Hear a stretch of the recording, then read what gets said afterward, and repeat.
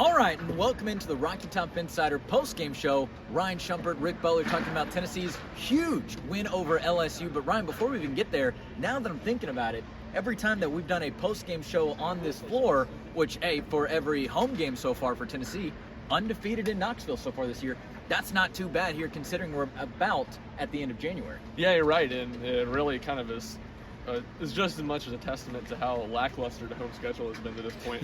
But you're right, two huge wins. Probably this one in Arizona. Yeah, this one in Arizona. Two of the Arizona win, I'd say, is probably Tennessee's best win this year, and I think the LSU game is this win they got tonight is 2, 3, 4. Right up there in that top group. And certainly from a ranking standpoint, I think their second highest win.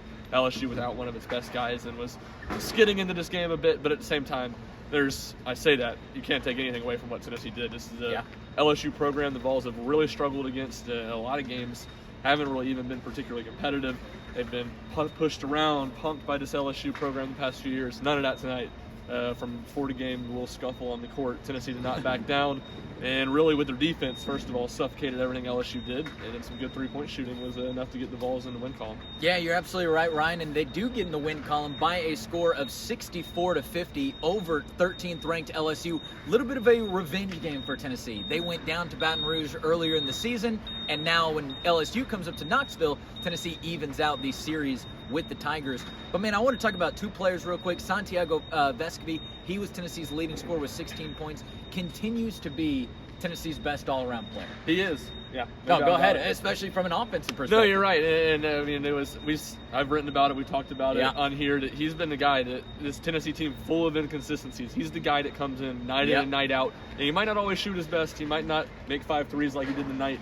But he always gives Tennessee a net positive and does a lot of good things. That's what Rick Barnes said about him post-game. Exactly. I was just going to say the same thing. That's exactly what Barnes said. He said, hey, Santiago is a guy that shows up every single night. It is the same guy that shows up every single night. And it's the guy playing at his absolute highest level he can.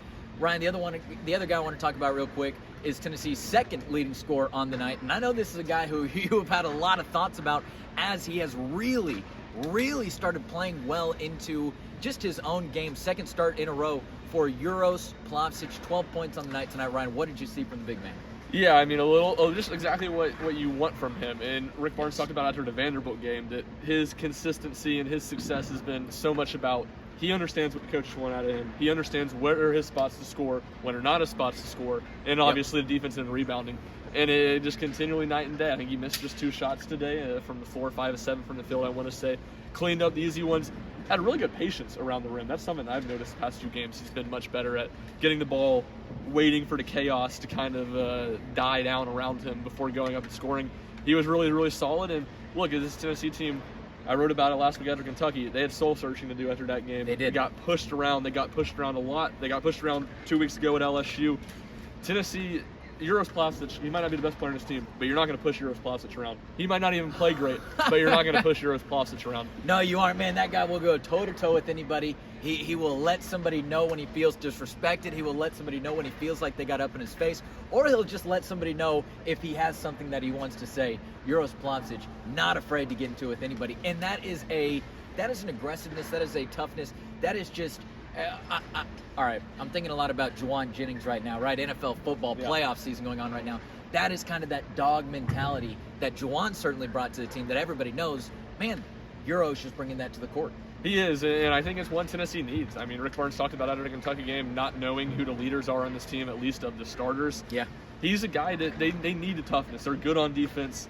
They have obviously strengths and parts on offense where they look really good, but there just isn't. They don't have that ease pawns in the middle like they did last year to really kind of set the tone of you come inside, we're going to send it back. And Uros certainly can't do all the things ease pawns can, but he has that toughness. He has that mentality, and he's playing with it right now. He's playing unafraid of anybody that he faces. He's not backing down.